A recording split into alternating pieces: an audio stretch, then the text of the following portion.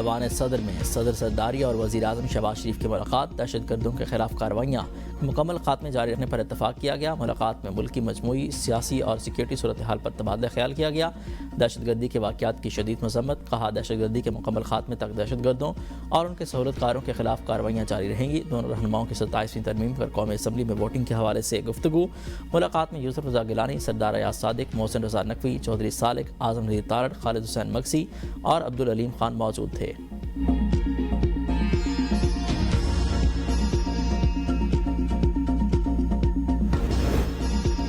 افغان شرپسند عناصر کو نہ روکنے پر کوئی چارہ نہیں، ان کا بندوبست کریں۔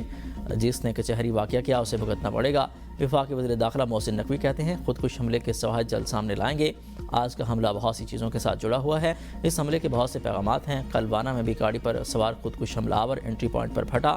وانا حملے میں افغان طالبان ملوث ہیں۔ ہمیں اندازہ ہے کہ افغانستان کیا کر رہا ہے، مگر سیکورٹی پر کوئی سمجھوتہ نہیں کیا جائے گا۔ دوسرے ملک سے بھی کوئی ہوا تو معاف نہیں کیا جائے گا۔ 2 ہفتے بعد کوئی بھی گاڑی ٹیگ کے بغیر اسلام آباد میں داخل نہیں ہوگی۔ کیڈٹ کالج وانا میں ریسکیو آپریشن مکمل، تمام طلبہ اور اساتذہ کو بحفاظت ریسکیو کر لیا گیا۔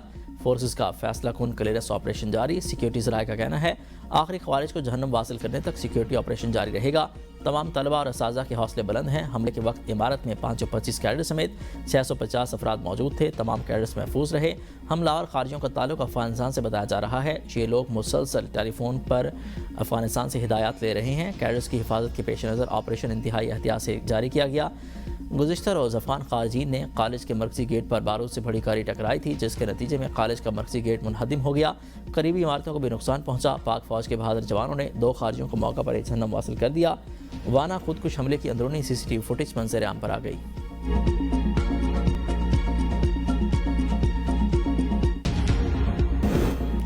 تحریک انصاف نے گورنر KP کو امن جرگہ میں شرکت کی باضابطہ دعوت دے دی۔ PTI کے نمائندہ پارلیمانی وفد نے گورنر ہاؤس پشاور میں فیصل کریم کنڈی سے ملاقات کی۔ وفد نے کہا صوبے کے امن، ترقی اور خوشحالی کے لیے متحد ہو کر آگے بڑھنا چاہتے ہیں۔ گورنر خیبر پختونخوا کی وفد کو امن جرگہ میں شرکت کی یقین دہانی، کہا صوبہ کے امن و امان، مجموعی ترقی کے لیے میرا تعاون ہمیشہ صوبائی حکومت کے ساتھ رہے گا۔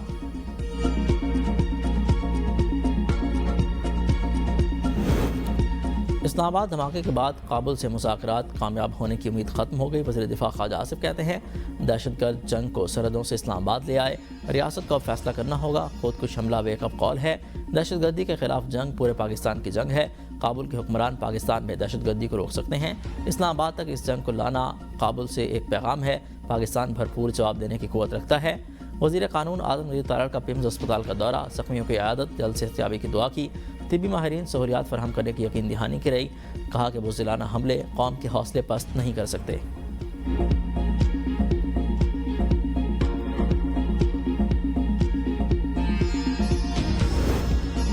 دہشت گردی پر کوئی سیاست نہیں ہوگی، دھماکہ اسلام آباد نہیں پاکستان پر ہے۔ چیئرمین PTI بیرسٹر گوہر کی میڈیا سے گفتگو، دشمن ہمارے مساجد، عدالتوں اور اداروں پر دھماکے کرتے ہیں۔ سیکیورٹی اداروں کو واضح کر دوں کہ ہم آپ کے ساتھ ہیں۔ دہشت گردی کی اس جنگ میں قوم اکٹھی ہے، جنگ میں دشمن کو شکست دیں گے۔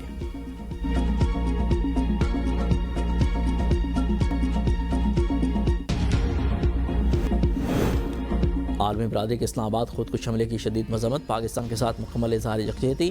پاکستان میں قائم مقام امریکی ناظم الامور نے کہا کہ امریکہ دہشت گردی کے خلاف جدوجہد میں پاکستان کے ساتھ ہے، دہشت گردی کی ہر شکل میں سخت مذمت کرتے ہیں۔ برطانوی ہائی کمشنر نے اسلام آباد میں قیمتی انسانی جانوں کے ضیاع پر افسوس کا اظہار کرتے ہوئے کہا ہماری ہمدردیاں ورثاء کے ساتھ ہیں، ہم صورتحال کا بغور جائزہ لے رہے ہیں۔ برطانوی شہری ٹریول ایڈوائزری پر عمل کریں۔ چینی حکام نے کہا کہ وہ اس قسم کے دہشت گردانہ حملوں کی ہر شکل کی مذمت کرتے ہیں، پاکستان کی عوام کے ساتھ کھڑے ہیں۔ روس، یورپی یونین اور قطر کی بھی مذمت، پاکستان سے مکمل اظہار یکجہتی۔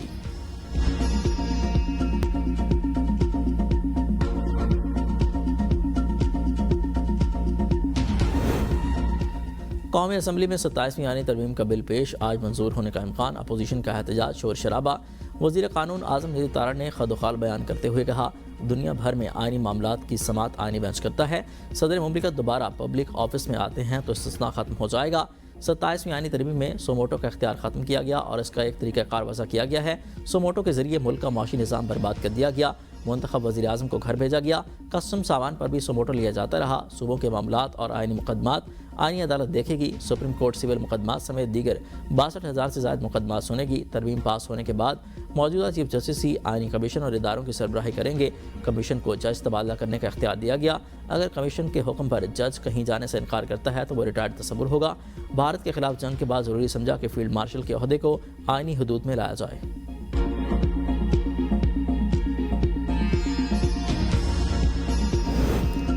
27ویں آئینی ترمیم کو باکو ترمیم کے نام سے یاد کیا جائے گا۔ Chairman P T I barrister Gohar کا ایوان میں اظہار خیال۔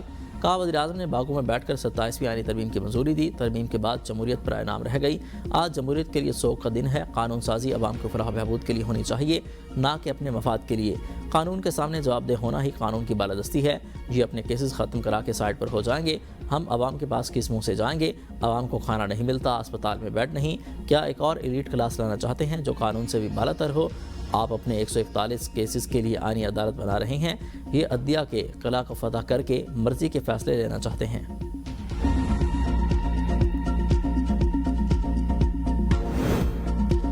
فیڈرل اپیلیٹ ٹریبیونل نے اومنی گروپ کو اربوں روپے کے بے نامی کیسز میں بڑا ریلیف دے دیا۔ اومنی گروپ کے ڈائریکٹرز اور دیگر افراد کے خلاف بنائے گئے بے نامی مقدمات مسترد۔ ٹریبیونل کا کہنا ہے کہ ایمنسٹی کے تحت ڈکلیئر کی گئی پراپرٹی پر بے نامی قانون نافذ نہیں ہوتا۔ 2017 کے بعد ہونے والی بے نامی ٹرانزیکشن پر قانون کا اطلاق ہوگا۔ فیڈرل ٹریبیونل نے کراچی صدر میں واقع ڈاکٹر پلازا کو بے نامی جائیداد کی فہرست سے نکال دیا۔ ڈاکٹر داؤد روڈ کراچی صدر میں واقع پلاٹ کو بے نامی جائیداد کا قرار دینے کا فیصلہ کیا گیا۔ سول لائنز کراچی میں کمرشل پراپرٹی بھی بے نامی لسٹ سے خارج۔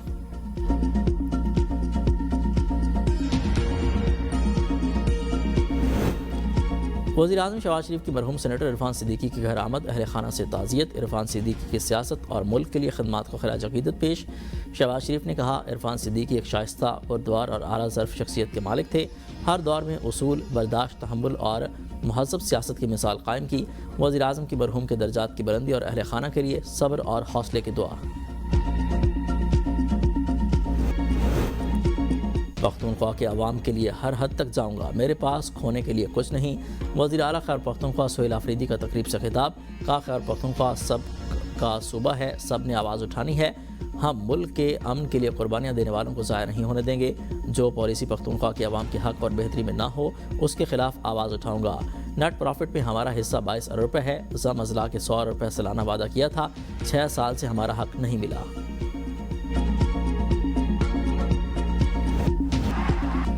ون ڈے سیریز پاکستان کا فاتحانہ آغاز، سری لنکا کو 6 رن سے شکست۔ 300 رنز کے تعاقب میں سری لنکن ٹیم 9 وکٹوں پر 293 رنز بنا سکی۔